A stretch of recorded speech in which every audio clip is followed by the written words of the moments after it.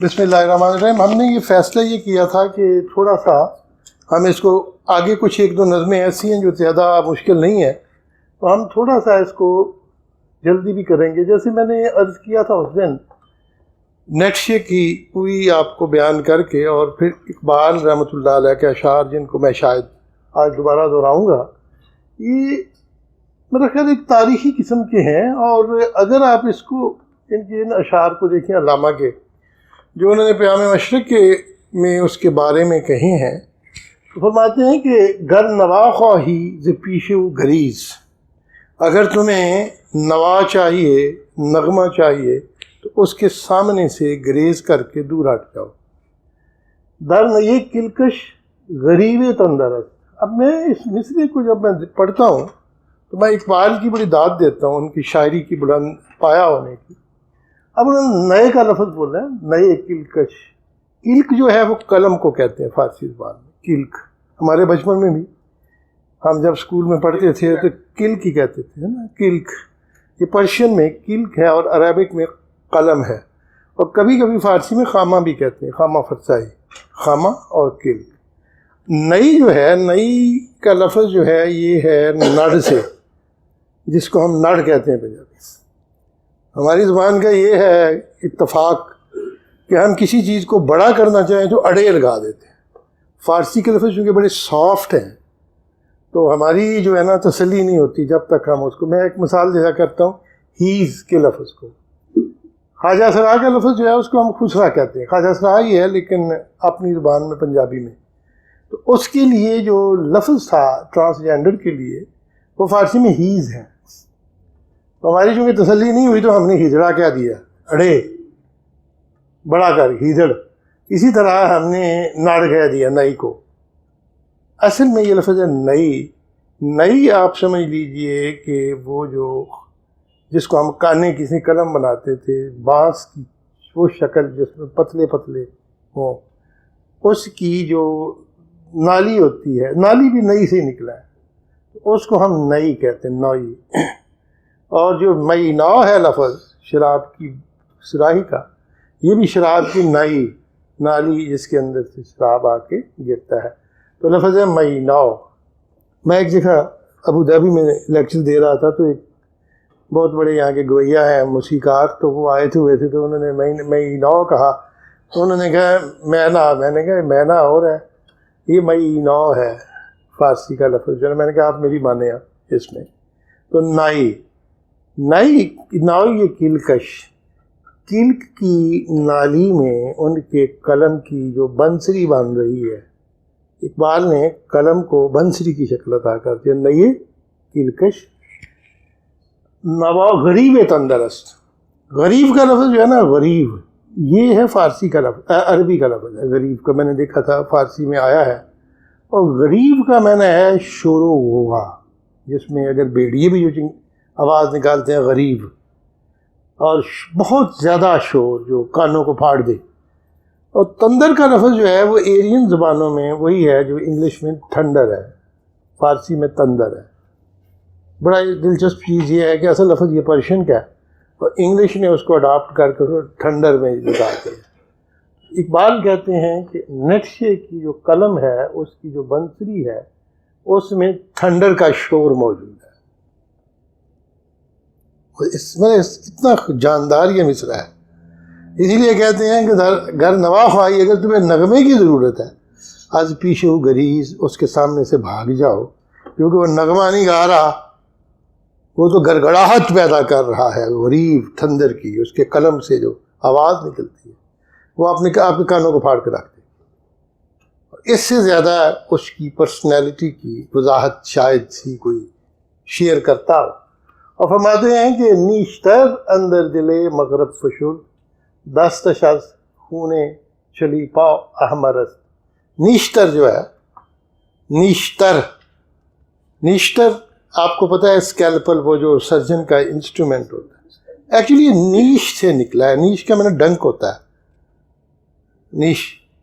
تو نیشتر وہ ڈنک کی طرح جو چیز چبھ کے اندر چلی جائے اس کو فارسی میں نیشتر کہتے ہیں. ہم نے یہ کوڈ آ دیا، بلکہ فارسی والوں نے خود ہی یہ کوڈ آیا کئی جگہ نشتر کر دیا. جیسے میں نے کہا ہے کہ پرشین میں بعض اوقات واولز کو ہم ڈراپ کر دیتے بعض اوقات ضرورت کے وقت. تو لفظ ہے نیشتر. نیشتر اندر دل مغرب فشرد. فشرد کا مطلب ہوتا ہے ایسے چبو دینا، کھبو دینا اور پریس کرنا، فشار خون جیسے ہم کہتے ہیں پریس کے ساتھ. کہتے ہیں اس نے تو مغرب کے، یورپ اور امریکہ کے دل کے اندر نشتر چبو کے پریس کر دیا ہے. نٹشے نے نیشتر اندر دل مغرب فشرد اور دستش اس کا ہاتھ از خون چلیپا احمرست. چلیپا یعنی سلیب کے خون سے سرخ ہو چکا ہے. اب چلیب کا لفظ جو ہے نا فارسی کا چلیپا، یہی عربک زبان میں سلیب میں تبدیل کر دیا گیا عربی میں. یہ عرب بھی مانتے ہیں یہ اصل لفظ فارسی سے ہے چلیپا. چلیپا. اقبال نے یہاں جو الفاظ استعمال کیے بڑے خوبصورتی کے ساتھ قدیم پرشین کے جسے غالب کا بھی اسلوب ہے وہ استعمال کیے ان دونوں اشعار میں. دستش از خون چلیپا احمر است. احمر کا لفظ عربک ہے، حمرا سے ریڈ. اس کا ہاتھ جو ہے وہ نٹشے کا سلیب کے خون سے رنگا ہوا ہے. اب سلیب کا خون کر دینا مقصد یہ ہے کہ وہ جو کراس ہے ان کی اس کو توڑ کے اس نے رکھ دیا ہے. ایوری تھنگ جو کروسیڈ کراس کی جو طاقت ہے، یہ سلیبی جنگیں تو ساری کراس پہ ہیں نا. اور سب سے پہلے سلیبی جنگ کس نے لڑی تھی؟ جی وہ چارلس نے لڑی تھی. کنگ تھا ان کا چارلس رومن. اور یہ ہوا تھا جب پرشینز نے بیت المقدس پہ قبضہ کر کے، مصر پہ قبضہ کر کے، اور سورہ الروم نازل ہوئی تھی. تو اس وقت سب سے پہلے چارلس نے جب اس نے صلح کرنے کی کوشش کی خسرو پرویز سے اور مذاکرات کرنا چاہے، تو خسرو پرویز نے کہا تھا کہ اس وقت تک میں کیسر روم سے بات نہیں کروں گا جب تک اس کو زنجیروں میں جکڑ کے میرے سامنے پیش کیا جائے اور میرے سامنے آ کے اپنے مصلوب خدا کو چھوڑ کے خدا بند اہورا مزدا کی پرستش کرے. اب اس نے کہا کہ ٹاٹ کے کپڑے پہنے چارلس نے، اور ٹاٹ کے کپڑے پہن کے اس نے کراس گلے میں ڈالی.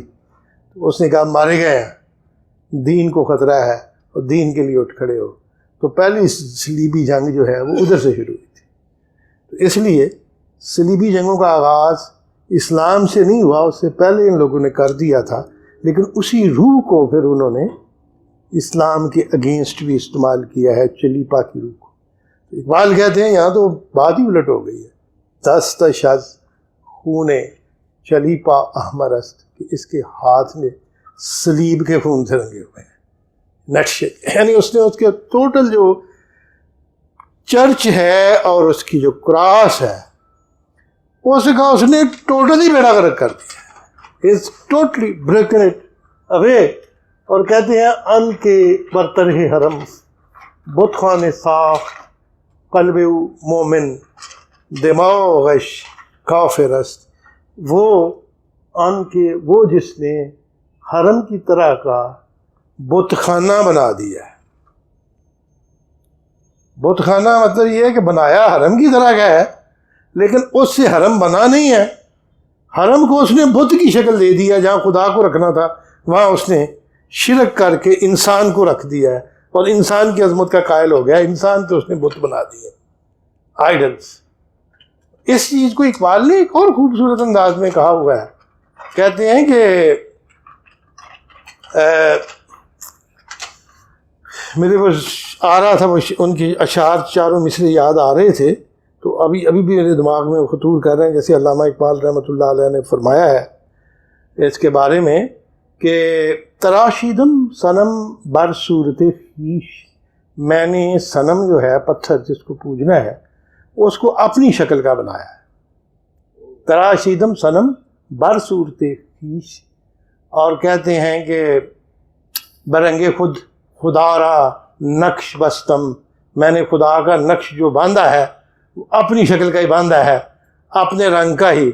مروز خود برون رفتن بہول است، باہر رنگی کے ہستم خود پرستم، مجھے اپنی ذات کے خول سے نکلنا ناممکن ہے، کیونکہ میں جس رنگ میں بھی ہوں میں خود پرست ہوں، میں اپنی پوجا کر رہا ہوں. اس نے بھی حرم میں جہاں خدا ہے، خدا کی جگہ اس نے سپر مین کو بٹھا دیا. ان کے برتر ہے حرم بت خانے ساخت، قصور اس کا یہ ہے قلب او مومن دماغش کافر است، آمنا قلبہ و کافر لسانہ، قلب تو اس کا مومن ہے دل، لیکن دماغ اس کا کافر.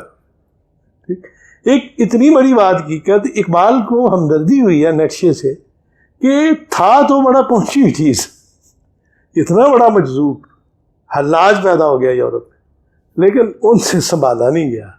اے کاش کہ اس کو کوئی راہدان مل جاتا، کوئی مرد کوئی گائیڈ جو اس کو انسانیت کے سبق سکھاتا اور وہ سرور جاودانی کو جا پہنچتا. وہ کہتے ہیں کھیچ رہا در نارے ان نمرود سوز، زن کے بستان خلیل از آذر است. تو کہتے ہیں وہ ہے نمرود، نقشے نمرود ہے، اسے آگ لگائی ہوئی ہے. کہتے ہیں اگر آپ نے اس کا مطالعہ کرنا ہے تو اپنے آپ کو ابراہیم کی طرح اس کی آگ میں جلاؤ. کھیچرا اپنے آپ کو در نارے ان نمرود سوز، اس نمرود کی آگ میں جلا دو.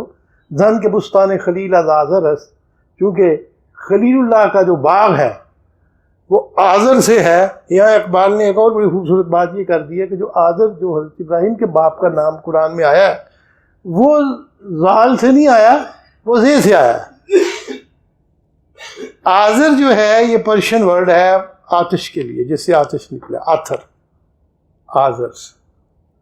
پرشین میں آذرکش کہتے ہیں بجلی جو چمکتی ہے آسمان کی، آذر. یہ انہوں نے کہا ہے کہ ابراہیم کا باغ جو ہے وہ آگ میں سے ہے، آذر سے نہیں ہے اپنے باپ سے، بلکہ آگ میں سے ان کا باغ ہے. اب اقبال نے ایک اور موقع پہ اس کو شوپنار کو ایک جگہ یکجا کر دیا. نفیسی نے کہا، میں آج کے لیے کتاب لکھ رہا ہوں ایسے ہی، اقبال عرفانی اور میں، تو سید نفیسی جو اقبال کے بہت بڑے مداح تھے، علامہ کی خط و کتابت بھی تھی، ان سے 2 خط کم از کم ہمیں ملتے ہیں علامہ نے سید نفیسی کو لکھے تھے. تو سید نفیسی کو کہا تھا مجھے آپ کے عظیم ملک میں آنے کی میری خواہش ہے. اور سید نفیسی جو تھے وہ پاکستان تشریف لائے تھے 1956 میں. تو عرفانی صاحب جو تھے وہ کراچی میں تھے. تو کہتے ہیں کہ میں ان کو لے کے خود اپنے ساتھ جیلم میں گیا تھا ملانے کے لیے کرنل خواجہ عبدالرشید کو. کرنل صاحب عبدالرشید اس وقت سی ایم ایچ جیلم کے سی او تھے، کمانڈنگ آفیسر تھے. اور کرنل خواجہ رشید ہی 2nd ورلڈ وار میں ایران میں تھے، جو میں نے بتایا تھا انجمن دوستی ایران و ہند. اور جب پاکستان بنا تھا تو پاکستان کے پہلے ملٹری اٹیچی بھی کرنل خواجہ رشید تھے، ڈاکٹر ہوتے ہوئے بھی ان کو ڈاکٹر عرفانی جب گئے تو کلچرل اٹیچی تھے، تو خواجہ صاحب جو تھے وہ ملٹری اٹیچی تھے. تو خواجہ صاحب was a very great scholar, انہوں نے بہت سی کتابیں لکھی ہیں، آج میں ان کا ذکر نہیں کروں گا ڈیٹیل میں خواجہ رشید کا. لیکن سعید نفیسی کے میں الفاظ جلا رہا ہوں. سعید نفیسی کہتے ہیں اگرچہ اقبال نے سنائی سے، عطار سے، رومی سے، منوچہری سے، خطیبی نے منوچہری کا بھی نام لیا کہ اقبال نے منوچہری پہ بھی تضمین کی ہے، ان سے اپنا مقصد اخذ کیا ہے. لیکن ہمارے قدیم دور کے صوفیاء شعراء کو وہ جدید دور میں اس طرح لے آئے ہیں کہ ان کے افکار کے تابع انہوں نے ہیگل کو، نیٹشے کو، شوپنہار کو اور گوئٹے کو کر دیا. اقبال نے اگر آپ ان کی ساری شاعری پڑھیں، رسپیکٹ دی ہے تو ان بزرگوں کو دی ہے جن کا میں نے ذکر کیا ہے، یا جن کا ذکر میں نے اپنی کتاب اقبال سے جدفتی ایسٹ میں کیا ہے.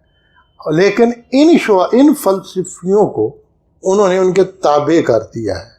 یہ کہا ہے کہ یہ حلاج تھا، مجذوب تھا، لیکن یہ کامل نہیں ہو سکا. لیکن ان کو اقبال نے کامل مردان کامل کے روپ میں پیش کیا ہے ان کو. تو انہوں نے یہ شوپنہار اور نیٹشے کا جہاں تک ذکر کیا ہے، تو شوپنہار ایک جرمن فلاسفر تھا، اس سے پہلے یہ سیڈسٹ تھا. یہ میسوچوئسٹ، سیڈسٹ تو نہیں تھا، میسوچوئسٹ یعنی جسے کہتے ہیں غمگینی کا فلسفہ تھا، کہ ککھ نہیں رہ گیا، ورلڈ جو ہے نا یہ دکھوں کا گھر ہے اور اس میں کچھ نہیں ہو سکتا، اور بڑا ہر وقت پریشانی کے رونا روتے رہو اور اس کو بیان کرتے رہو. یہ تھا اس کا شوپنہاور کا فلسفی کہتے ہیں. میں اتنا فلاسفر نہیں ہوں، راؤ صاحب تشریف رکھتے ہیں، میں تو بالکل میں نے فلسفہ اقبال کے لیے تھوڑا بہت جو پڑھا ہے ویسٹ کا فلسفہ، نہ ہی میرا کوئی دعویٰ ہے اس میں فلسفی کے طور پہ.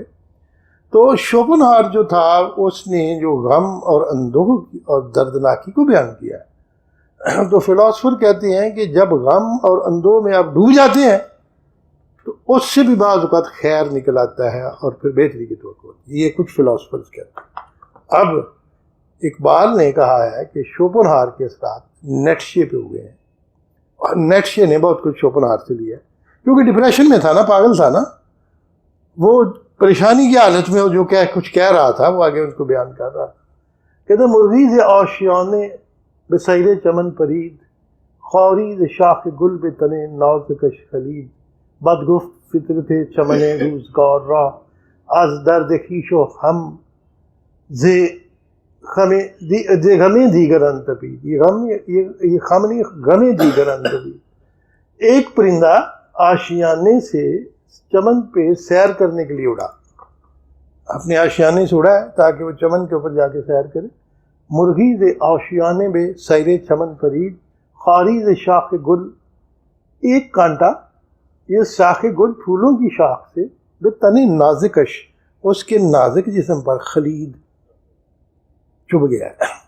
خلش خلید سے نکلا ہے، چبھن، خلیدن چبھنا.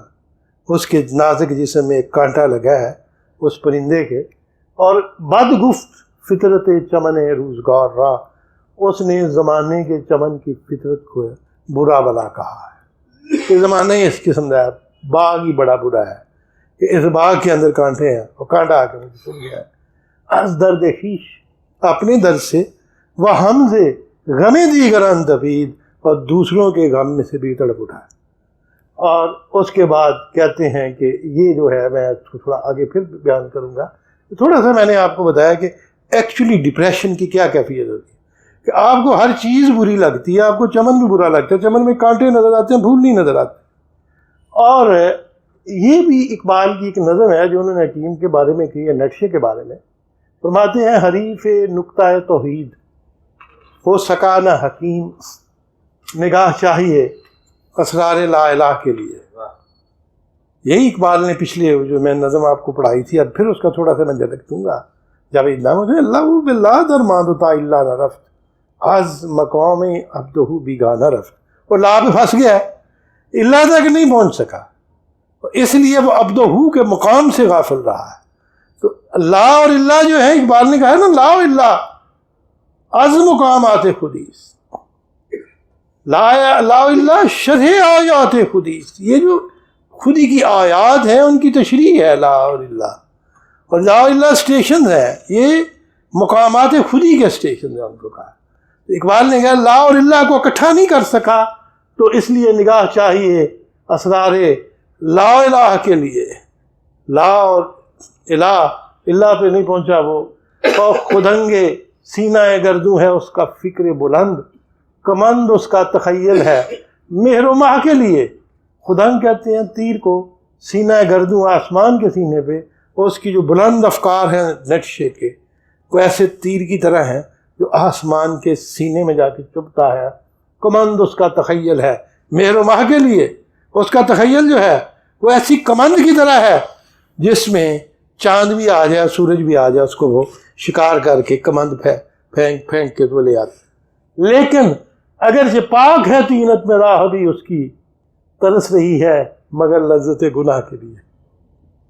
اگرچہ پاک ہے طینت میں راہ بھی اس کی ہے، تو رب فطرت میں تو پاک ہے، لیکن ترس رہی ہے مگر لذت گناہ کے لیے.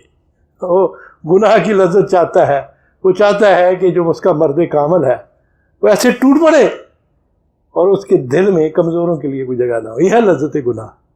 لذت گناہ تو اسی وقت ہے سب سے بڑا گناہ کہ جب آپ ایک تڑپتی ہوئی انسانیت کے غموں میں اضافہ کرتے ہیں. اس سے بڑا کیا گناہ ہوتا ہے؟ اور سب سے بڑی نیکی کرسچینٹی اور اسلام میں کسی زخمی کے زخم کو مرم رکھنے، کسی کے دکھ کا مداوع کرنا جو وہ نیکی، اور کسی کو دکھ دینا اس سے بڑا کوئی گناہ ہے ہی نہیں۔ ہماری طریقت حافظ نے بھی یہی کہا ہے کہ کہتے ہیں مباش در پہ آزار کس وہ ہر چی خواہی کن، کسی شخص کو آزار مت پہنچاؤ اور بس کے علاوہ جو چاہیے کرتے جاؤ، کہ غیر رضی در شریعت ما غیر رضی گناہ ہی نہیں، اس کے اس سے بڑھ کے ہماری شریعت میں کوئی گناہ ہے ہی نہیں، یہ حافظ نے کہا ہے نا۔ اسی لیے اقبال کہتے ہیں کہ اگرچہ پاک ہے طینت میں راہ بھی اس کی، ترس رہی ہے مگر لذت گناہ کے لیے۔ And then I will just give you کہ کیا ہے اقبال کی شاعری۔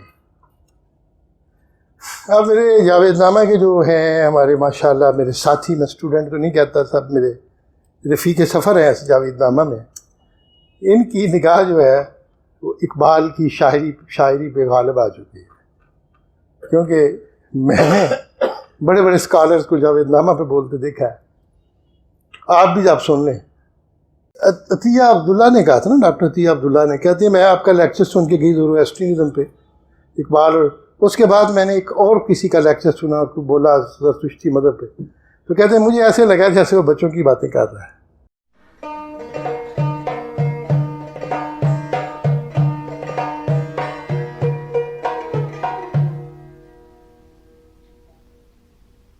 شوپنهاور و نیچه.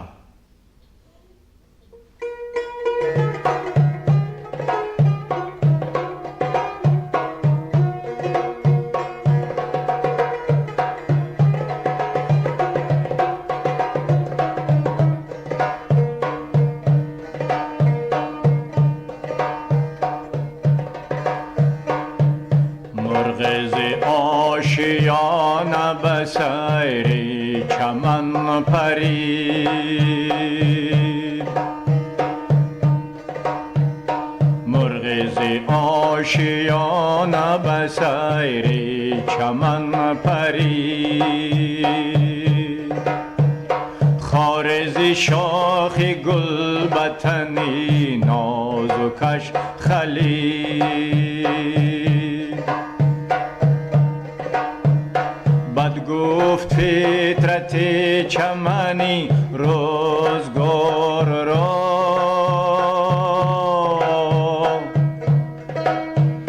بد گفت فطرت چمنی روزگار را، از درد خویش و هم ز غم دیگران تپید، از درد خویش و هم ز غم دیگران تپید.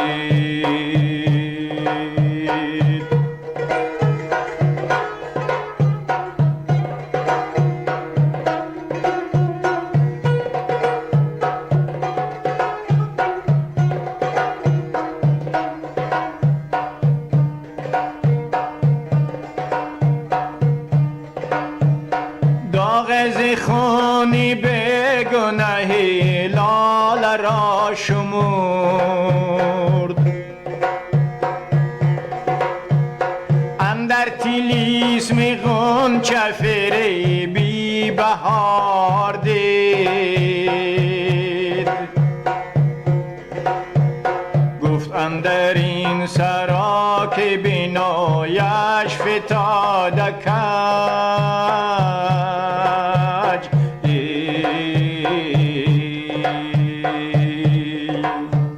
صبح کجا که چرخ در و شام ها نچید، صبح کجا که چرخ در و شام ها نچید.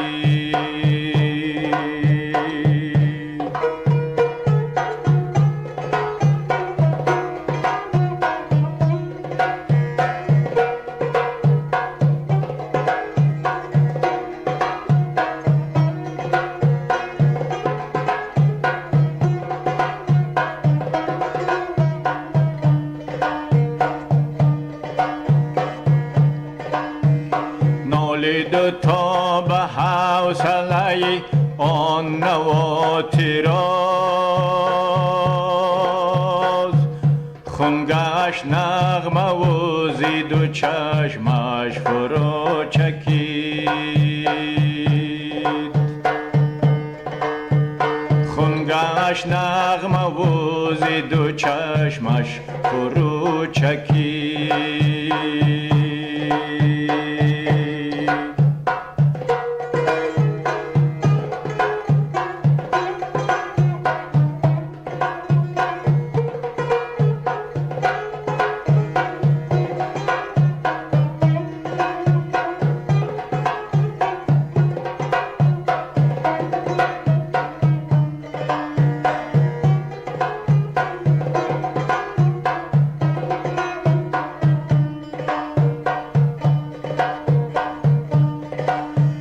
سوزی فیغان آبدیلی هد هده گریفت بانو که خش خارزی اندام آکشید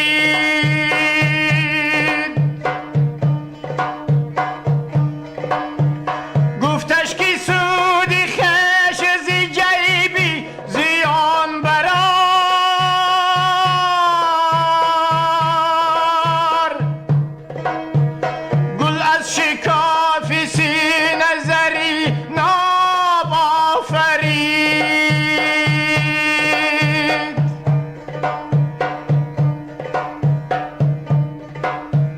گفتش که سودی خش زی جیبی زیان برار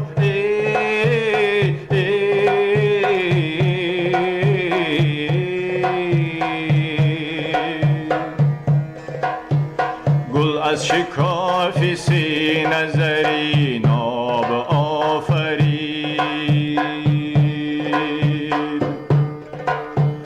درمان ز درد ساز اگر خسته تن شوی درمان ز درد ساز اگر خسته تن شوی خوگیر بخار شوکی سر و پا چمن شوی خوگیر بخار شوکی سر و پا چمن شوی خوگیر بخار شوکی سر و پا چمن شوی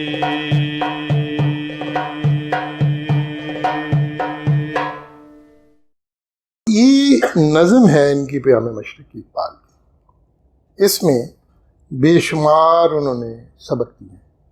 تو کہتے ہیں کہ جب اس کو کانٹا چبھا ہے تو رونے لگا ہے. اس کی آہوزاری جو ہے اس نے دل کو موم کر دیا ہے اس کے حدود کے. داغی خون بے گناہی لالے را شمرد.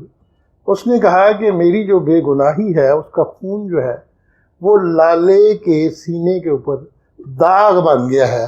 اس نے لالے کے اوپر جو داغ ہے اس کے بارے میں یہ کہا ہے کہ یہ میری بے گناہی کا داغ ہے جو گل و لالا اٹھائے پھرتے. اس کے بعد کہا ہے کہ اندر تلسم گنچے فریب بہار دید. اس نے کہا ہے کہ جو گنچے کا تلسم ہے, یہ جو گنچا ہے اس کا بھی تلسم ہے نا کہ پھوٹتا ہے پھر اس کے اندر سے پھول نکلتا ہے. کہتے ہیں یہ کچھ بھی نہیں ہے, فریب بہار دید یہ بھی بہار کا فراڈ ہے. گنچا جو ہے بہار نے, یعنی جب آپ الٹا سوچتے ہیں تو اقبال شوپنہار اور نیٹشے کی آواز کو اس طریقے سے کہہ رہے ہیں کہ اس قدر الٹا ہوا ہے. کہتے ہیں نالی تاب حوصلہ یہ ان نوا تراز خون گشت نغمے ہو دو چشمش فرو چکید. کہتے ہیں کہ نالی تاب حوصلہ یہ ان نوا تراز, وہ اتنا رویا ہے نالید, اتنا نالا اس نے کیا ہے کہ اس نوا تراز, اس گیت گانے والے یا نوحہ خان کا جو حوصلہ تھا وہ حوصلے کیا ہوا ہے, خون گشت نغمے, اس کے حوصلے سے اس کا نغمہ خون ہو گیا. واز دو چشمش فرو چکید, اور وہ نغمہ بن کے اس کی دونوں آنکھوں سے خون کے آنسو بن کے ٹپکنے لگ گیا. نغمہ. اور آگے کہتے ہیں سوز فغان او بے دل ہدہدی گرفت. اس کے فغان کے سوز جو ہے اس نے ہدہد کے دل کو اپنے پکڑ لیا ہے. ہدہد کے دل پہ اثر کیا ہے. بان نو کے خیش خار سے اندام او کشید. نوک کہتے ہیں چونچ کو. اس نے کیا کیا ہے کہ اپنی چونچ مار کے ہدہد نے اس کا کانٹا کھینچ کے باہر پھینک دیا. مطلب ہے اس کا سوز جو ہے ہدہد پہ اثر ہے. اور ہدہد نے آواز کیا دی ہے پھر گفتش کے سود خیش یہ جیب زیان برار. اس نے کہا اس کو ہدہد نے کہ سود خیش اپنا فائدہ جیب زیان برار زیان کی جیب سے نکال لے. جو گھاٹے کی جیب ہے نا اس کے اندر سے تیرا سود چھپا کاٹے دی جیب زیان. اور پھر کہا ہے گلت شگاف سینے ذرے ناب آفرید. تمہیں یہ نہیں پتا کہ گل نے جب اپنا سینہ پھاڑ دیا ہے تو اس کے اندر سے ذرے ناب خالص سونا جو ہے وہ ابھر کے آ جاتا ہے پھول کے اوپر سے. اس کے بعد اقبال نے کہا درمان سے درد ساز اگر خستے تن چلی. خستہ ہوتا ہے تھکا ہوا بھی اور زخمی بھی. خستہ تن تیرا جسم اگر زخمی ہو جائے درمان سے درد ساز تو درد سے اپنا درمان ڈھونڈو. اپنی پین سے ہی اپنا علاج ڈھونڈو. اور خو گھر بخار شو کہ سرابا جمن شوی. تم کانٹے کے خو گھر ہو جاؤ. کانٹے کی عادت اپنا آج ہو جاؤ. جس دن کانٹے کی عادت ہو گئی تو تم سرابا جمن شوی تم خود ہی گلستان میں ڈال جاؤ گے. سب کو تمہیں باغ نظر آئے گا بشرطے کہ یہ اقبال کا جواب ہے اس کو. آگے اس لیے میں نے آپ کو گا کے سنایا. یہ میں نے کہا اہل زبان ہے ایک افغانی شاعر یہ جنہوں نے اس کو گا کے سنایا ہے. میرا خیال ہے شاید ناشناس نے یہ گایا ہے. تو وہ بڑا اچھا اس نے. اب یہ جو میں نے آپ کو سنایا ہے کہ حریف نکتہ توحید ہو سکا نہ حکیم. نگاہ چاہیے اسرار لا الہ کے لیے. خودہنگ سینہ گردوں ہے اس کا فکر بلند. کمند اس کا تخیل ہے مہر و ماہ کے لیے. اگرچہ پاک ہے طینت میں راہ بھی اس کی. ترس رہی ہے مگر لذت گناہ کے لیے.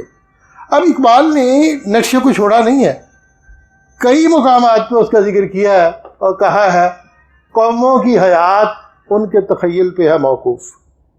ہر قوم کی جو زندگی ہے وہ اس قوم کے تخیل پہ مبنی ہے. اگر ایتھیسٹ ہے قوم تو اس کا مجذوب بھی ایتھیسٹ ہوگا. خدا کا منکر ہو جائے گا.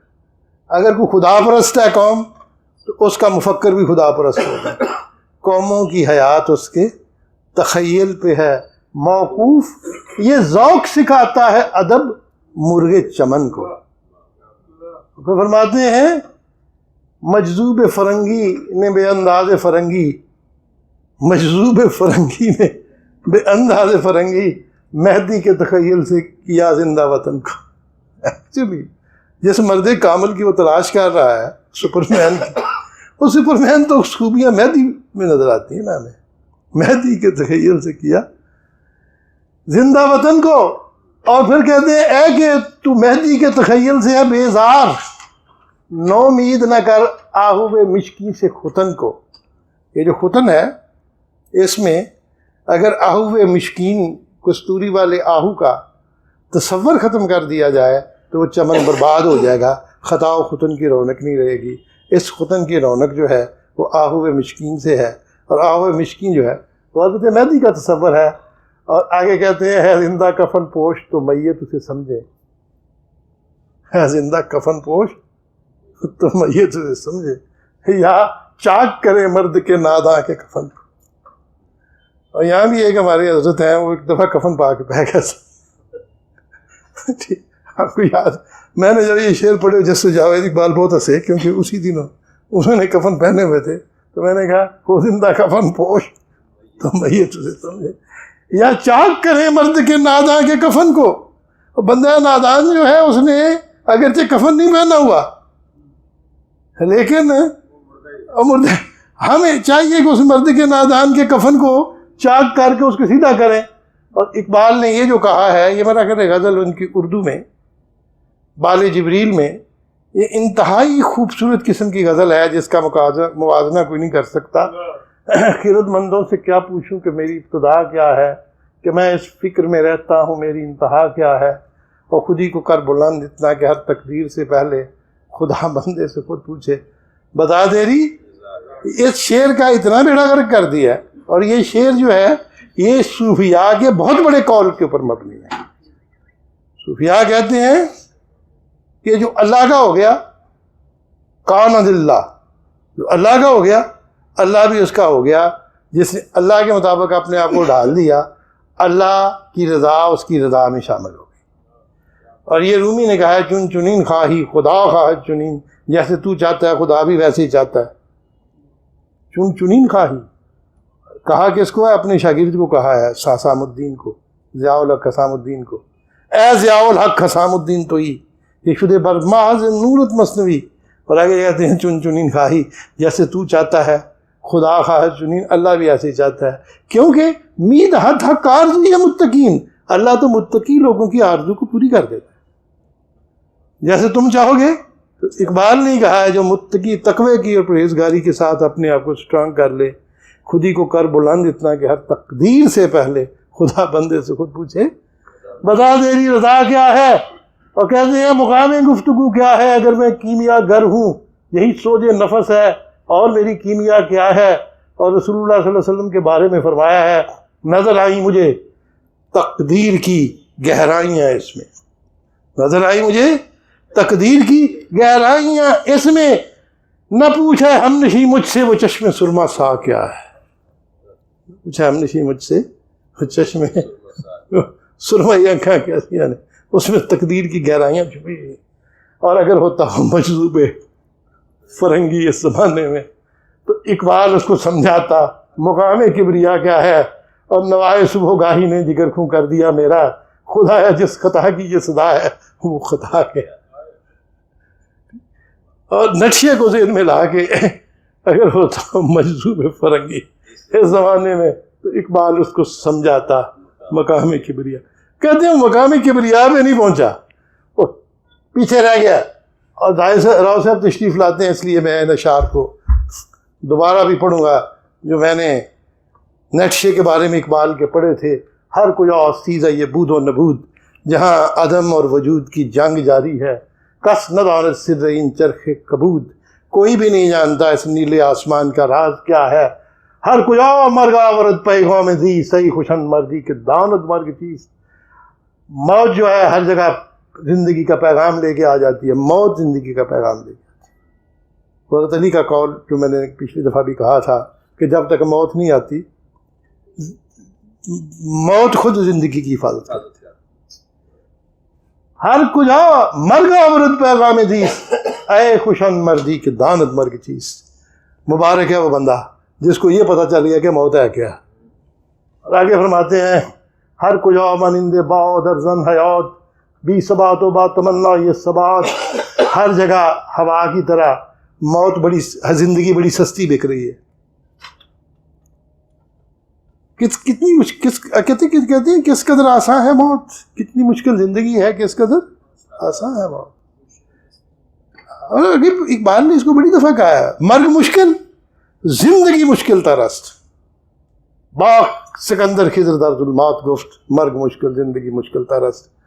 ظلمات پہ لے جا کے سکندر کو خضر نے کہہ دیا مرگ مشکل زندگی مشکل ترست، زندگی مشکل تر ہے. کہا ہر کو یا مانند با در زن حیات بی ثبات و با تمنا یہ ثبات. اس زندگی میں کوئی ثبات نہیں ہے لیکن سراپا زندگی جو ہے تمنا لیے ہے ثبات کی. چشم منصد عالم ششروز دید تا حد ان کائنات آمد پدید. میری آنکھ نے 6 دن میں بننے والے 100 جہان دیکھ لیے.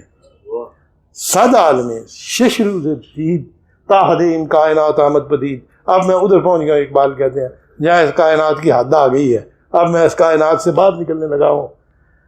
ہر جہان را ماہ پروینی دیگر زندگی را رسم و آئینی دیگر. جتنے بھی جہان ہیں ان کے اپنی چاند ہے، ان کے اپنی پروین ہے، ستاروں کے جھنڈ ہے، اور ہر ایک کا اپنا رسم ہے، اس کا آئین ہی اپنا ہے. اور وقت ہر عالم روان مانند زو دیر یو دین جاؤ انجات تند رہو. ہر جہان کا وقت جو ہے وہ ندی کی طرح، دریا کی طرح بہتا جا رہا ہے. یہاں سست چل رہا ہے دیر یاز ہے، وہاں تند رہو ہے، وہاں تیز چل رہا ہے. کہیں ٹائم آہستہ چل رہا ہے، کہیں ٹائم تیز چل رہا ہے. کسی 29 سال کا سال ہے مشتری پہ، کہیں سال 3 مہینے کا ہے، کہیں 1 مہینے کا ہے.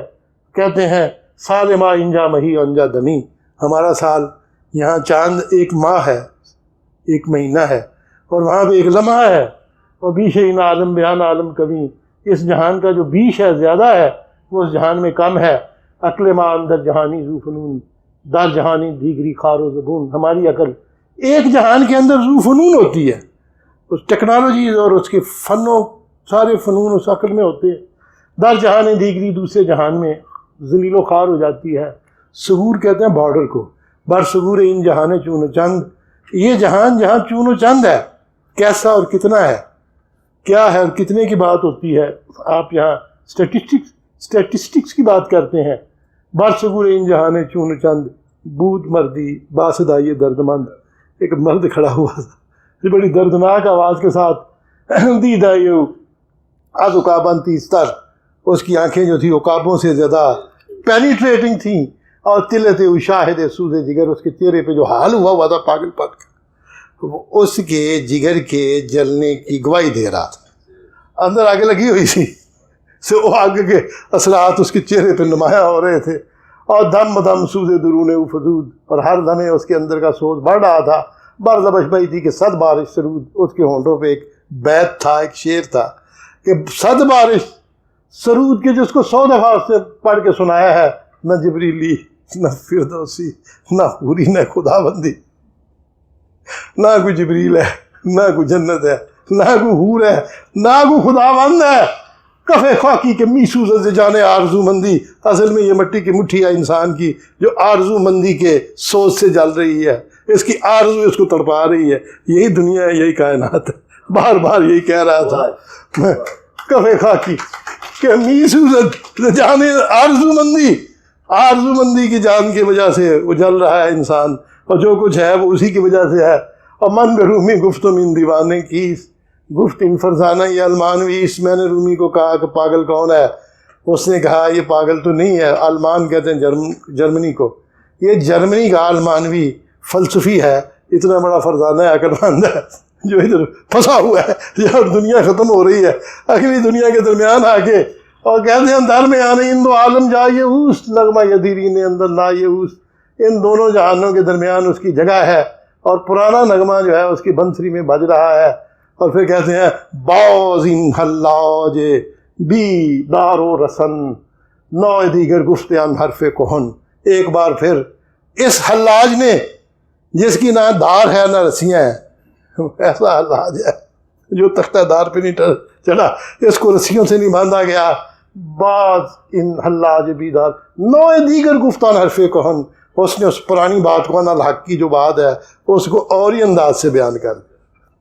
کہہ تو یہی رہنا نا الحق، انسان ہی سب کچھ ہے، سپرمین، ٹھیک، لیکن اس کے کہنے کا انداز اور ہے.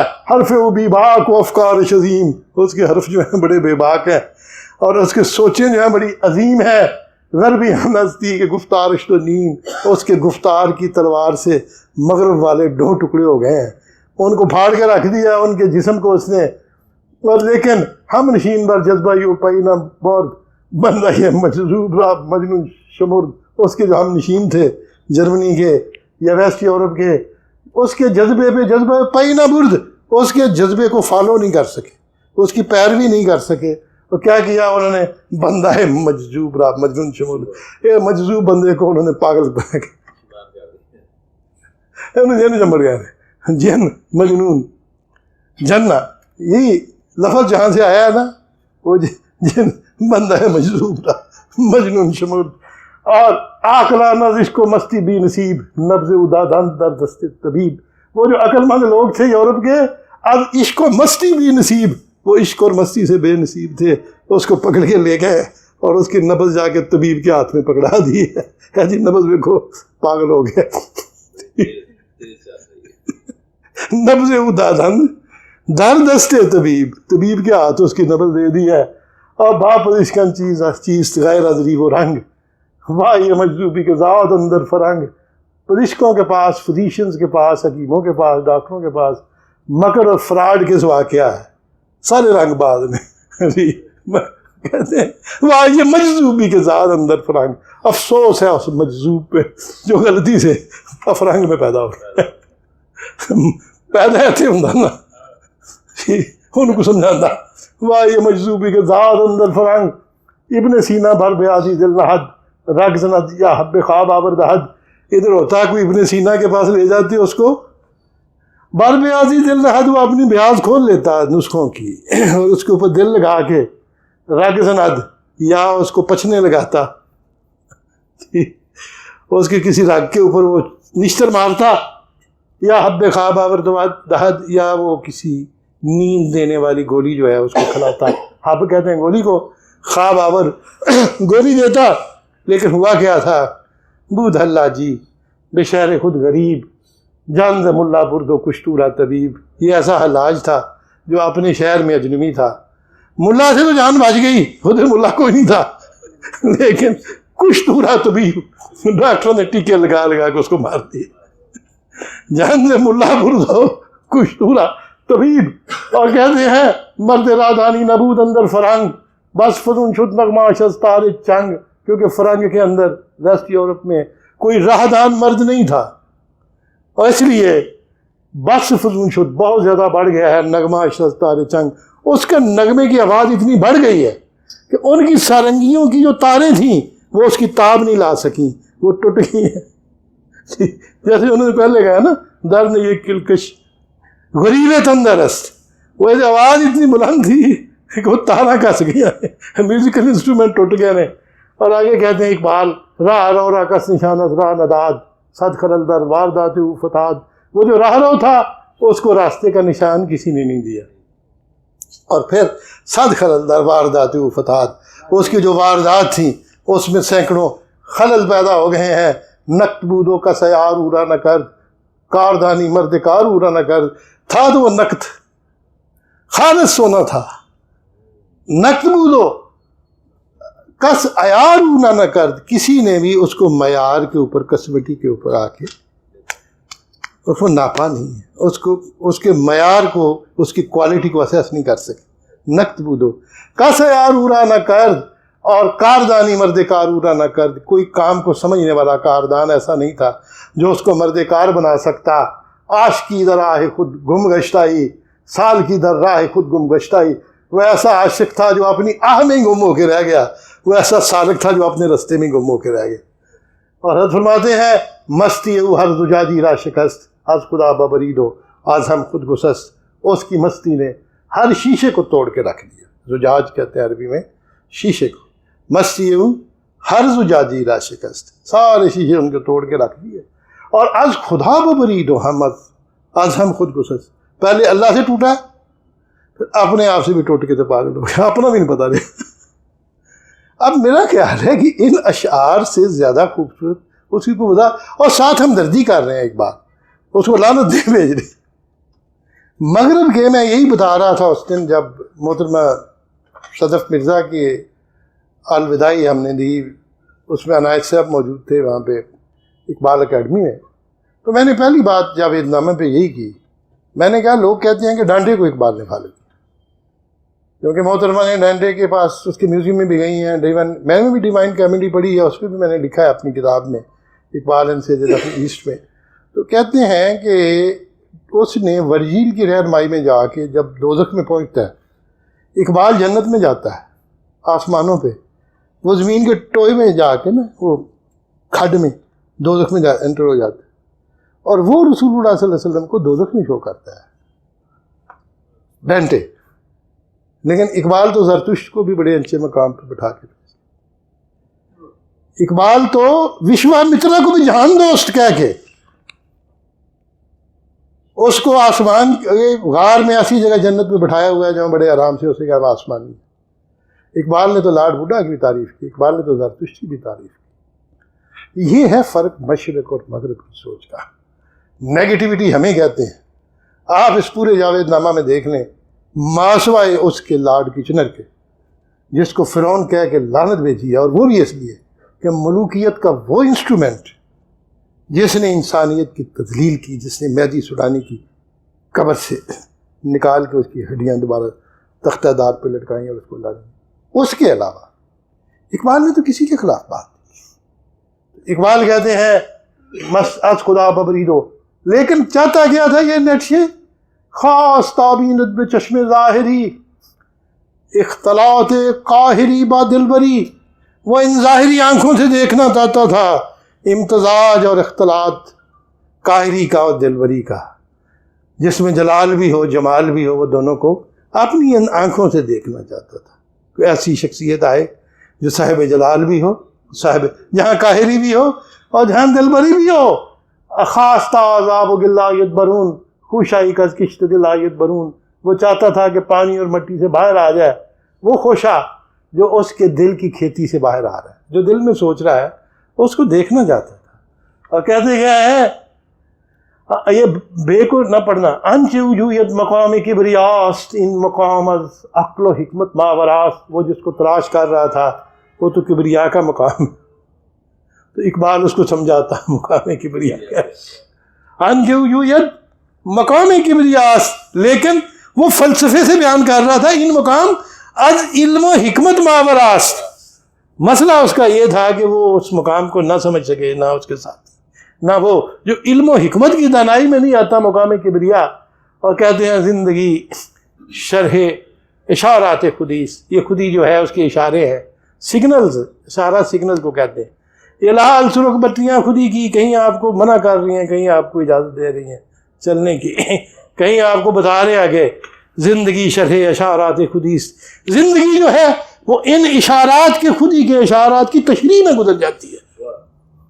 اس کو ایکسپلین کر دیا جائے ان اشاروں کو تو اس کا نام زندگی ہے. زندگی شرح اشارات خودیس اور لا و اللہ مقامات خودیس. یہ لا اور اللہ جو ہے یہ تو خودی کے مقام ہے. لا بھی ایک مقام ہے اور پھر اللہ اگلا مقام ہے. او بے لا در ماندوتا اللہ نہ رفت، وہ لا پہ پھنس کے رہ گیا، اللہ پہ نہیں پہنچ سکا. او بے لا در ماندوتا اللہ نہ رفت از مقام عبدہ بیگانہ رفت. یہی وجہ تھی کہ وہ عبدہ کے مقام سے بیگانہ ہو کے مر گئے. اور آگے حضور فرماتے ہیں کہ با تجلی ہم کنارو بھی خبر دور تر چن می بیاز بیخ شجر. وہ تجلی سے ہم کنار تھا، تجلی تو اس پہ پڑ گئی تھی. با تجلی ہم کنارو بھی خبر، اس کو سمجھ نہیں لگی ہے تجلی کی ہوئی ہے، بے خبر ہے. اور دور تر چن می بیاز بیخ شجر، جیسے درخت کی جڑ سے پھل جو ہے وہ دور ہوتا ہے، اسی طرح وہ تجلی سے اب دور ہو گیا. چشم وجود رویت آدم نہ خواست نار بی باقان زد آدم کجاست. اس کی آنکھوں نے جو چاہا وہ تو رویت آدم تھی، رویت حلال کی طرح چاہتا تھا کہ آدم طلوع ہو جائے. چشم جو رویت آدم نہ خواست، آدم کے دیدار کے علاوہ اس نے کچھ نہیں چاہا. اور پھر اس نے نعرے بے باکان زد آدم کجاست، اس نے بے باکانی سے بے باک نعرہ مارا. وہ آدم کتنے تھے؟ وہ بندے سے پترو اٹھو ورنہ ہوا خاکیان بیدار مثل موسیٰ طالب دیدار بود. ورنہ وہ تو خاک میں رہنے والے خاکیوں سے بیزار تھا، اور موسیٰ کی طرح وہ تو دیدار کا طالب تھا. مثل موسیٰ طالب دیدار بود. کہتے ہیں کاش بودی در زمانے آمدی، اے کاش کہ وقت احمد سرندی کے زمانے میں، مجد الف ثانی کے زمانے میں ہوتا. کاش بودی در زمانے احمدی تار سیدھی برسرور سرمدی. اور پھر اس کو سمجھاتے، اس کو گائیڈ کرتے، اور وہ ہمیشہ کے سرور کو پا لیتا ان کی گائیڈنس. بندہ نہیں لبا ہے اس کو. وہ اس لیول کا کوئی بزرگ نہیں تھا جو اس کو سرور سرمدی سے ہمکنار کرتا. اور کہتے ہیں عقل او با خویشتن در گفتگوست. رومی کہتا ہے اس کی عقل اپنے آپ سے گفتگو کر رہی ہے. تو رہے خود رو کہ راہ خود نکوس. تو اپنے رستے پہ چل، اپنا رستہ ہی اچھا رہتا ہے. اور کہتے ہیں پیش نے گامی، آگے قدم رکھ کہ آمد ان مقام. اب وہ مقام آ گیا ہے کہ کند روبی حرف میں رویت کلام، جہاں حرف کو بوئے بغیر ہی کلام جو ہے وہ پھوٹ رہا ہے زمین کے اندر. یہ ہم اس کائنات کی حدود پہ آ گئے ہیں. سستی عناصر انسان دلش تپید، فکر حکیم پیکرے محکم ترا فرید. افکند در فرنگ صد آشوب تازہ ہی، دیوانہ بےکار گئے شیشہ گر رسید. انسان کے عناصر جو ہیں، ایلیمنٹ جن سے انسان بنا ہے، اس کی سستی جو ہے، اس کا ڈھیلا پن. حکیم جو ہے یہ نٹش ہے. از سستی عناصر انسان دلش تپید، اس کا دل تڑپ اٹھا کہ انسان جو ہے بڑا سست ڈھیلا ہے، اس کے اندر مضبوطی اور استحکام ہونا چاہیے اس کے عناصر میں. اور فکر حکیم، اس حکیم کی سوچوں نے پیکری محکم تر آفرید، ایک زیادہ اسٹرانگ پیکر جو ہے جسم، اس کو پیدا کرنا چاہا. تصور اس کے دل میں آیا، لیکن کیا اس نے؟ افغان در افرنگ صد آشوب تازہ ہی. اس نے یورپ کے اندر، ویسٹ یورپ کے اندر 100 قسم کے آشوب جو ہیں تازہ، وہ ہنگامے، زلزلے وہ برپا کر دیے. اور ہوا کیا؟ دیوانہ ہی بیکار گئے شیشہ کا رسید. وہ ایک دیوانہ تھا جو شیشہ بنانے کے کارخانے میں انٹر ہو گیا، پتھر جا کے ہاتھ سے پتھر آگے شیشوں کا کارخانہ ہے، دیوانہ بیڑا کر کے رکھ دیا. یہ ہے اقبال کی نظر میں نیٹشے کا. اب علامہ بلنٹلی کنکلوڈ کیا کرتے ہیں اپنے ریکنسٹرکشن کے اینڈ پہ؟ نیٹشے واز اے فیلئر، ناکام ہو گیا. کیوں ناکام ہوا؟ Instead of looking for a spiritual rule which would develop the divine even in the plebeian کہتے ہیں رومن جو رہ رہے تھے، وہ روم کی سلطنت کے لوگ، ان کو کہتے ہیں اگرچہ وہ بھی خدا کے منکر تھے کرسچینٹی سے پہلے، لیکن وہ بھی کسی اسپرچویلٹی کے قائل تھے. لیکن اس نے اسپرچویلٹی کے رول کو نکال کے باہر پھینک دیا ہے، اور اس کے بعد اس نے ارسٹوکریٹک ریٹیکلزم جو تھی اس کو اس نے آگے چل کے پھیلانے کی کوشش کی. اس نے کہا کہ میں کلا ہوں، میں اکیلا ہی آگے بڑھوں گا، مجھے مدد چاہیے، میں جنگل میں ہوں. ادھر جا کے پاگلوں کی طرح روتا روتا اس کو مدد نہیں ملی، اور جا کے وہ ختم ہو گیا. یہ اقبال کہتے ہیں اس کے بارے میں. اور جاوید نامہ میں یہ بھی میں نے کہا ہے، گر نوا خواہی ز پیش گریز در میں یہ کلکش غریب تندرس نیشتر اندر دل مغرب فشد دست سچ خون چلی پا ہمر ان کے طرح ان کے بر طرح حرم بت خوان ساخت قلب مومن دماغش کافرس اور خیش را در نار ان نمرود سوز زان کے بستان خلیل ازادرس مرغی ز آشیان میں سیر چمن پر حریف. یہ ہے سارے کا سارا. اب مغلوں کی کچھ خواتین ایسی تھیں جو بڑی اسٹرانگ تھیں. مغلوں کے یہاں جتنی بھی لیڈیز تھیں باروب یا طاقتور، یا وہ ایران سے تھیں یا فارسی اسپیکنگ ایریا سے. اور مغل اپنی خواتین کی بڑی عزت کرتے تھے، ان کا نام نہیں دیتے تھے، ان کے القاب سے بیان کرتے تھے. ان کو اتنا احترام کرتے تھے مغل کہ آپ اندازہ نہیں کر سکتے اپنی خواتین کی. باقیوں کی بات نہیں کر. ایک شخص تھا جس کا نام تھا عبدالصمد. وہ ایک ینگ ایج میں آیا تھا اس جگہ سے، بخارا سے، اور لاہور میں آیا. اور یہ جو گورنر ہاؤس ہے اس میں اس نے بیٹھ کے پنجاب کو رول کیا مغلوں کے آخری زمانے میں. یہ تقریباً اورنگزیب کا آخری دور سمجھ لیں، یا اورنگزیب کے بعد اس کی حکومت جو تھی وہ اس زمانے میں تھی. اورنگزیب سے ذرا سا بعد ابھی لاہور مغلوں کے قبضے میں تھا. عبدالصمد جو تھا آگے میرا خیال ہے وہ زکریا خان آیا. زکریا خان عبدالصمد کا آگے بیٹا زکریا خان تھا. زکریا خان پھر گورنر تھا. ابھی ایک شرف النساء ایک ایسی خاتون ہے جس کے بارے میں 3-4 روایات ہیں. پہلی بات تو یہ ہے کہ اسی خاندان کی جو پنجاب کا رولنگ خاندان تھا، جو پرشین سپیکنگ تھا، جو بخارا سے تھا، وہ اس خاندان کی چشم و چراغ تھی. اب 3 روایتیں. پہلی روایت تو یہ ہے کہ وہ نواب زکریا خان کی بیٹی اور نواب عبدالصمد خان کی پوتی تھی. ایک تو یہ روایت ہے کہ جو زکریا خان آیا ہے اس کی یہ بیٹی، زکریا خان کی بیٹی، یا عبدالصمد جو آیا تھا اس کی پوتی تھی. وہ نواب عبدالصمد خان کی دوسری بیگم اور نواب عبداللہ خان کی والدہ تھی. ایک یہ بھی روایت ہے. ٹوٹل الٹ ہو گیا کہ جب پوتی شو کیا ہے اب اس کی بیوی بنا دی ہے. تیسری روایت یہ ہے کہ زکریا خان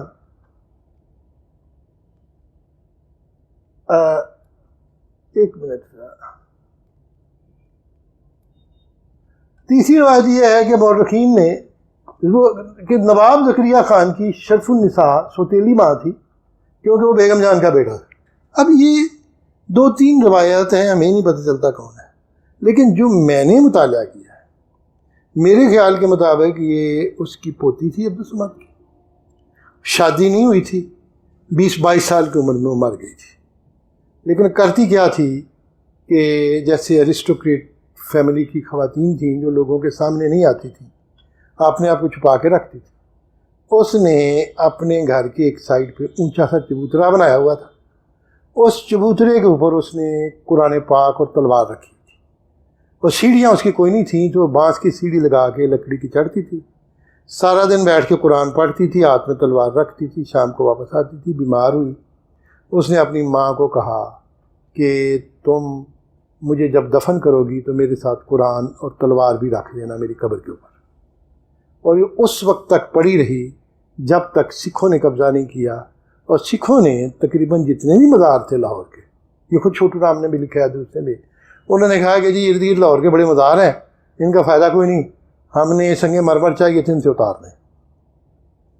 جہانگیر کے مقبرے سے اتار لیا، اس کے مقبرے سے بھی، آصف خان کے بھی.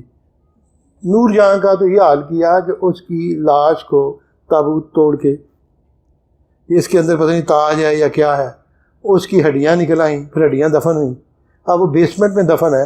اگرچہ مغلوں کے زمانے کے مطابق دفن نہیں کرتے تھے اپنی خواتین کو یا اپنے بادشاہوں کو، وہ ایک تابوت میں بند کر کے سیل کر کے تہہ خانے میں زنجیروں کے ساتھ لٹکا دیتے، کیونکہ پرشین تھے نا، تو پرشینز کے ہاں قبر میں مٹی میں دفنانا جو ہے وہ اس کا کانسیپٹ نہیں تھا.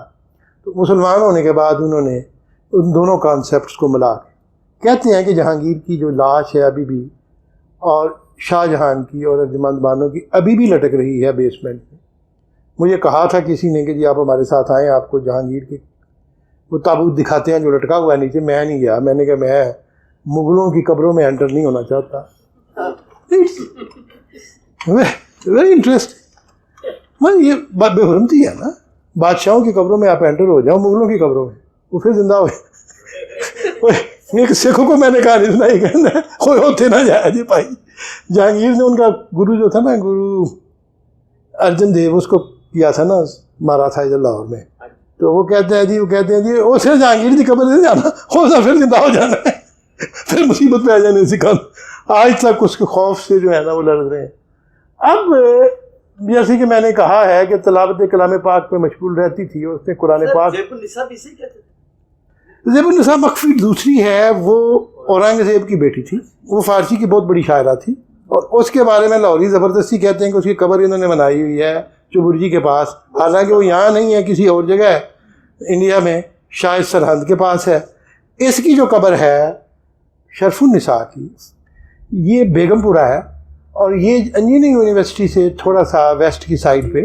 یہ جو تھا نا مغل پورہ کا سارا علاقہ، یہ ان کے مغلوں کی کوٹھیاں ہوتی تھیں.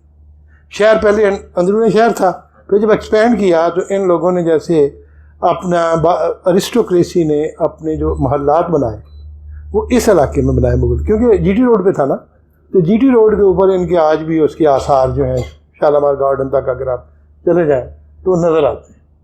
تو کہتے ہیں کہ شاید اس نے یہ 1740 کے قریب اس کی قبر بنی ہے، اس کے میں جانے کی زیادہ ضرورت نہیں ہے. اور یہ جو ہے، یہ میں آپ کو صرف دکھانا چاہتا ہوں، دائی آنگا کی قبر ہے لاہور میں، مسجد ہے، اور یہ اندرون شہر میں ہے، اور یہ سب سے بڑی مسجد ہے اندرون شہر. اور یہ مسجد جو ہے، دائی آنگا جو تھی، یہ شاہ جہان کی ماں تھی جس نے شاہ جہان کو دودھ پلایا تھا. یہ بھی پرشین تھی مائی آنگا. ایک آنگا جو تھی اکبر کی مائی تھی، وہ اس کی میں مہامند آنگا، اس کا میں ذکر نہیں کرتا آج. لیکن یہ نہ صرف اس کا ایک بیٹا تھا جو بہت بڑا جرنیل تھا، تو وہ داراشکو کے ساتھ اس کی فوج میں شامل تھا، وہ قتل ہو گیا اورنگزیب کے ہاتھوں میں. لیکن میں صرف دکھانا چاہتا ہوں کہ لاہور کی ارد خواتین کی کتنے مانومنٹس ہیں. یہ ہے مائی آنگا کی مسجد، اور یہ جو مسجد ہے یہ ہے بیگم شاہی ماسک، یہ ہے حضرت مریم زمانی کی.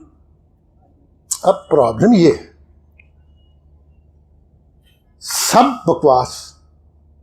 جودھا بائی نام کی کوئی خاتون نہیں، کوئی بھی اس نام کے کوئی کہانی نہیں تھی. راجستھان کے ایک راجا تھے امبر کے، اس کی بیٹی تھی جس کا نام ہریک بائی تھا، اور وہ مسلمان ہو گئی تھی، اور ان کا نام تھا حضرت مریم زمانی. کیونکہ جہانگیر نے بھی اپنی کتاب تُوسر جہانگیر میں اپنی ماں کا نام حضرت مریم زمانی کہا ہے، بیٹے سے زیادہ ماں کو کوئی نہیں پہچانتا، ٹھیک۔ اور اس محترمہ نے پورے انڈیا میں ہر جگہ مسجدیں اور مدرسے بنائے، کوئی بھی ہندو عورت مسجدیں اور مدرسے نہیں بنائے۔ میں ان کی قبر پہ گیا ہوں، سکندرہ کے مقام پہ جہاں باب اکبر کی قبر ہے جو آگرہ میں، اس کے ساتھ ہی حضرت مریم زمانی کی قبر ہے۔ میں نے دعا بھی مانگی تھی، کوئی بھی ہندو عورت قبر میں دفن نہیں ہونا چاہیے۔ اس لیے معزز خواتین و حضرات، آج کے بعد یہ کانسیپٹ دماغ سے نکال لیں، جودھا بائی مندر کوئی نہیں تھا۔ Definitely she was born as a Hindu, ایک راجا کی، لیکن شی ڈائیڈ ایز اے مسلم۔ اور اس کی بہت بڑی مسجد لاہور میں بھی موجود ہے، بڑی اس میں پرشن وغیرہ لکھی ہوئی ہے۔ اور یہ جو ہے یہ ان کی تصویر ہے، ان کی ولی نعمت مریم الزمانی بیگم، حرکہ بائی 1542، امبر ریاست سے، کنگڈم آف امبر۔ ان کی وفات ہوئی 1623 میں، 49 ایئر یہ کوئین رہی، اور یہ راجہ بھگوند داس کی سسٹر تھیں۔ اور یہ جو ہے یہ شرف النساء کا مزار ہے، جسے سرو والا مقبرہ کہا جاتا ہے۔ اس میں سرو کے درخت ہیں بنے ہوئے، بلندی پہ ہے، اور وہ والی شکل اس کی نہیں رہی۔ اب میں جلدی میں آپ کو، آج میرے پاس ٹائم تھوڑا ہے کچھ، لیکن میں آپ کو کوئی اتنا مشکل نہیں ہے۔ اقبال رحمۃ اللہ علیہ کہتے ہیں کہ میں چلتا چلتا اس مزار پہ پہنچا، اور میں نے کہا کہ گفتم جنت کے اندر پہ میں گیا۔ اب تو جنت میں جب گیا تو مجھے ایک محل نظر آیا، تو میں نے پوچھا رومی سے، یہ محل کس کا ہے؟ تو اس نے کہا یہ شرف النساء کا محل ہے۔ اس محل کے اوپر لاہور میں مدفون اس خاتون کے بارے میں کہتے ہیں، گفتم ان کاشانہ از لعل ناب، ان کے می گیرد خراج از آفتاب۔ میں نے کہا کہ یہ کاشانہ جو خالص لال کا بنا ہوا ہے، اور جو ان کے می گیرد جو پا رہا ہے خراج آفتاب سے، جب سورج اس پہ چڑھتا ہے تو اتنا خراج عطا کرتا ہے کہ وہ چمک اٹھتا ہے اس کا مال، کیونکہ بنا ہوا لال کا۔ ان مقام ان منزل ان کاخ بلند، حورین بر درگہش آرام بند۔ یہ مقام، یہ منزل اور یہ بلند محل، حورین بر درگہش آرام بند، جس کی درگاہ پر حوریں بھی جو ہیں وہ آرام باندھ کے آتی ہیں۔ حورین بر درگہش آرام بند، آرام باندھ کے طواف کر رہی ہیں اس محل۔ ای کہ تو کہتے ہیں کہ ای کہ دادی سال کن را جستجو، صاحب وکیس بامن بازگو۔ اے تو کا لفظ نہیں، ای تو دادی سال کن را جستجو، اے کہ تو نے سالکوں کو جستجو عطا کی ہے۔ رومی کو کہتے ہیں، جو رستے کے چلنے والے تھے، ان کو تو نے جستجو سکھائی ہے۔ صاحب وکیس بامن بازگو، اس کا صاحب کون ہے، اس کا مالک کون ہے اس محل کا؟ بامن بازگو، مجھے کھل کے یہ بیان کرو۔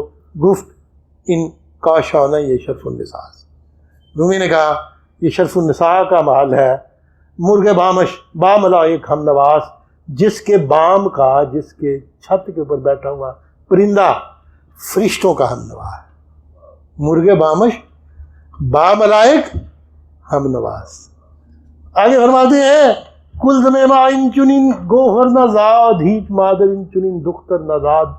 ہمارے سمندر میں کل زمیما ان چنین گوہر نزاد، اس طرح کا کوئی بھی موتی ہمارے سمندر کے اندر پرورش نہیں پا سکا، اور ہیچ مادر ان چنین دختر نزاد، کوئی بھی ماں ایسی نہیں ہے جس نے اس جیسی اچھی بیٹی پیدا کی۔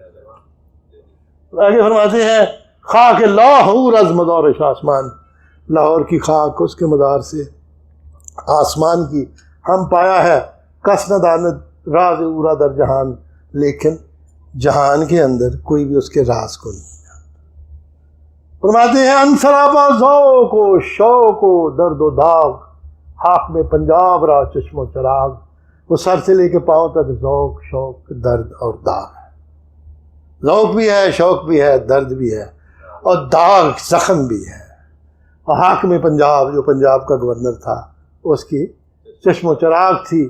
ان فروغ دودئی عبد الصمد، فقر نقشی کے مانتا عبد، وہ عبد الصمد کے خاندان کا نور تھی. فروغ ہوتا ہے روشنی، جس سے روشنی دودھا کہتے ہیں خاندان کو، فیملی. ان فروغ دودھا یہ عبد الصمد فقر او نقشی کے معنی تابد، اس کا فقر جو ہے، اس کے نقوش جو ہے وہ ابد تک باقی رہیں گے. تاز قرآن پاک میں سوزت وجود، از تلاوت یک لفظ فارغ نبود. تاز قرآن پاک میں سوزت وجود، چونکہ قرآن پاک سے وجود جو ہے وہ جل اٹھتا ہے. قرآن کے اندر اتنی حرارت ہے کہ اس پوری کائنات میں، ہستی میں اس کی گرمی پھیل جاتی ہے. اس چیز کو مد نظر رکھتے ہوئے از تلاوت یک لفظ فارغ نبود، قرآن کی تلاوت سے ایک لمحہ بھی وہ فارغ نہیں بیٹھتی، ایک سانس بھی نہیں لیتی. جب قرآن کی تلاوت در کمر تیغ دورو، قرآن بے دست، اس کی کمر میں 2 رویہ تلوار تھی جس کے دونوں طرف سے کٹنگ تھی.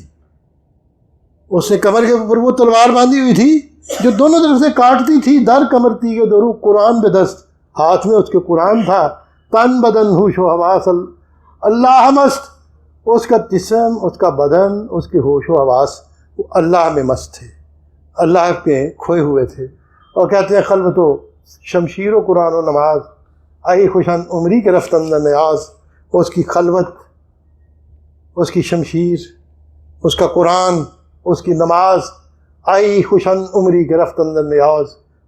کتنی مبارک ہے وہ عمر، زندگی کے رفت اندر نیاز، جو اس نیاز میں، اس حاجت میں گزر جائے کہ اس میں سوائے ان 4 چیزوں کے کچھ بھی نہ ہو، قرآن کے، تلوار کے، نماز کے اور خلوت کے. بیٹھی ہوئی ہے خلوت گاہ میں، مراقبت میں، اور کہتے ہیں بر لبیو چندم آخر رسید، سوی مادر دید و مشتاقان دید. بر لبیو، اس کے ہونٹوں پر چندم آخر رسید، جب اس کا آخری سانس آیا تو اس کے ہونٹوں پر کیا تھا؟ سوی مادر دید و مشتاقان دید.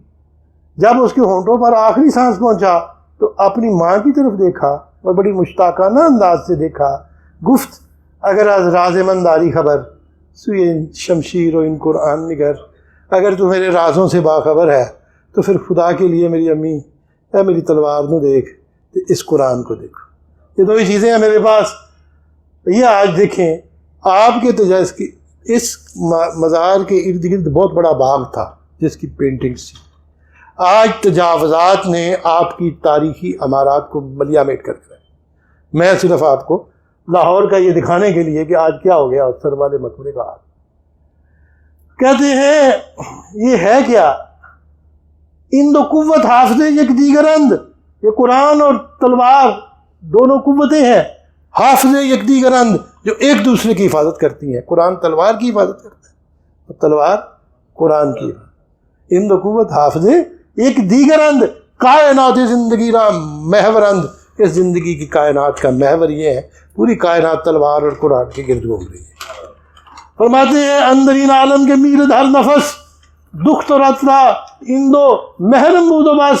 اس جہان کے اندر کے میر ہر نفس، جس میں ہر ذی نفس جو ہے مر جاتا ہے، دکھ تو تیری بیٹی کے لیے ان 2 محرم بود و بس. اگر کوئی محرم تھے تو یہ قرآن تھا اور تلوار تھی اور کوئی نہیں تھا. اس لیے میں کہتا ہوں کہ he was in married, she was a grand daughter of عبد الصمد، میرے معلومات کے مطابق پاک تینت. اور آگے کیا کہتے ہیں؟ وقت رخصت بادو دار من سخن تیگو قرآن را جداز من مکن. میں رخصت کے وقت آپ سے یہ بات کر رہی ہوں کہ قرآن اور تلوار کو جداز من مکن، میرے سے جدا مت کرنا. دل بیان حرفی کے می گویم بدے، قبر من بھی گنبدو کندیل بے. اس حرف کی طرف دل رکھ کہ جو میں تمہیں کہہ رہی ہوں، جو میں بات کر رہی ہوں، اس کے دل بنے. نہادن ہوتا ہے رکھنا، اس پہ دل رکھ کے سوچ. قبر من بھی گنبدو کندیل بے، میری قبر بے شک اس کے کوئی گنبد نہ ہو، بے شک اس پہ کوئی کندیل نہ ہو، اندر شینڈلیئر نہ لگا ہوا ہو. مومنان راتی با قرآن بسست تربت مارا ہم سامان بسست. مومنے کے لیے تلوار اور قرآن ہی کافی ہے، اور میری قبر کے لیے، تربت کہتے ہیں قبر کو، ہماری تربت کے لیے یہی سامان کافی ہے. برم اور کہتے ہیں عمرہ در زیرین زرین کباب، کباب کبے سے نکلا ہوا ہے، ایسی بلڈنگ جس کے اوپر گنبد بنا ہوا، اس کو کباب کہتے ہیں. کہتے ہیں یہ کائنات جس کا سنہری رنگ کا گنبد ہے، اقبال اس کہتے ہیں عمرہ در زیر این زرین کباب، اس سنہری گنبد کی آسمان کے نیچے کئی عمروں تک بر مزارش بود الشمشیر و کتاب، اس کے مزار پہ یا شمشیر تھی اور قرآن پاک تھا، یہ دونوں چیزیں رہیں بڑا عرصہ۔ اور کہتے ہیں مرکز اندر جہاں بھی ثبات، اہل حق را داد پیغام حیات، اس کی قبر جہان کے اندر، اس بے ثبات دنیا کے اندر اس کی قبر نے اہل حق را داد پیغام حیات، اس نے اہل حق کو زندگی کا پیغام دیا اس تلوار سے اور اس قرآن سے۔ آگے کہتے ہیں اقبال، یہ سننے والے شعر ہیں، تا مسلمان کرد با خدان سے کرد گردش دوران وساتش در نورد، انفارچونیٹلی مسلمان نے اپنے ساتھ وہ کیا جو کیا، زوال آ گیا، ختم ہو گئے، سکھوں کے غلام ہو گئے، لوٹ مار کا شکار ہو گئے۔ تا مسلمان کرد با خود انچے کرد، آپ کو پتہ ہے مسلمان نے اپنے ساتھ کیا کیا کر گزرا ہے، اور گردش دوران بساتش نر نورد، اور دوران کے زمانے کی گردش نے اس کی بساط کو، اس کی شطرنج کے عرصے کو، در نورد اس کو سمیٹ کے پھینک دیا۔ مسلمانوں کی حکومت ختم ہو گئی پنجاب میں، اور مرد حق از غیر حق اندیشے کرد، شیر مولا رو بھیرا پیشہ کر، مرد حق تھے انہوں نے غیر حق کا سوچنا شروع کر دیا، اللہ کے سوا انہوں نے دوسروں کی چوکھٹ پہ سجدے کرنے شروع کر دیے۔ وہ جو شیر خدا تھے وہ لومڑیاں بن گئے، شیر خدا، شیر مولا رو بھیرا پیشہ کرد، یہ لومڑیوں کی طرح مکار ہو گئے مسلمان بھی، سکھوں سے مفادات لینے کے لیے، انگریزوں سے مفادات لینے کے لیے۔ آج دل اشتاب و تب سیماب رفت، خود بدانی انج بر پنجاب رفت، اس کے دل سے جو پارا ہوتا ہے نا سیماب، اس کی چمک دمک ختم ہو گئی۔ مسلمانوں کے دل کے اندر ایسی چمک نہ جو پارا جیسے سورج کے اندر چمکتا ہے نا، کہتے ہیں اب ختم ہو گئی مسلمانوں کے اندر۔ اور خود بدانی انج بر پنجاب رفت، تمہیں بیان کرنے کی کیا ضرورت ہے، تو خود ہی جانتا ہے کہ پنجاب پہ کیا گزری۔ خالصہ شمشیر و قرآن را ببرد، خال سے آ گئے اور قرآن اور تلوار کو اٹھا کے لے گئے لوٹ کے۔ یہ قبر سے نہیں لوٹا، اقبال نے پوری قوم کی تک اس قبر سے مشابہت دی ہے کہ نہ آپ کے ہاتھ میں تلوار رہنے دی، نہ قرآن رہنے دیا، دونوں چیزیں خال سے لوٹ کے لے گئے۔ خالصہ شمشیر و قرآن را ببرد، اندران کشور مسلمانی میں مرد، اس خطے کے اندر، اس ملک کے اندر مسلمانی کی موت ہو گئی۔ اسلام ڈائیڈ ان دس لینڈ، جب قرآن اور تلوار آپ سے چھن گئی۔